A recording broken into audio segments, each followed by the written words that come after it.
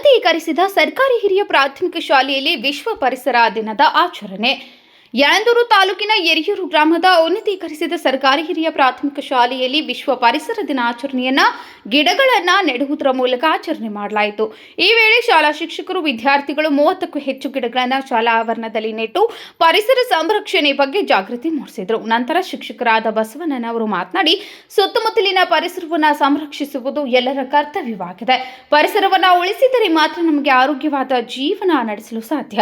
ವಿದ್ಯಾರ್ಥಿ ಜೀವನದಿಂದಲೇ ಪರಿಸರ ಸಂರಕ್ಷಣೆ ಬಗ್ಗೆ ಕಾಳಜಿ ವಹಿಸಬೇಕು. ವಿದ್ಯಾರ್ಥಿಗಳು ಕನಿಷ್ಠ 1 ಗಿಡವನ್ನು ನೆಟ್ಟು ಬೆಳೆಸಬೇಕಾಗಿದೆ. ನಶಿಸಿ ಹೋಗುತ್ತಿರುವ ನಮ್ಮ ಪರಿಸರವನ್ನು ಉಳಿಸಿ ಬೆಳೆಸಬೇಕಾಗಿರುವುದು ಎಲ್ಲರ ಜವಾಬ್ದಾರಿಯಾಗಿದೆ. ಶಾಲೆಯ ಪರಿಸರವನ್ನು ಶುಚಿತ್ವದಿಂದಿಡುವುದು ವಿದ್ಯಾರ್ಥಿಗಳು ಕರ್ತವ್ಯವಾಗಿದೆ.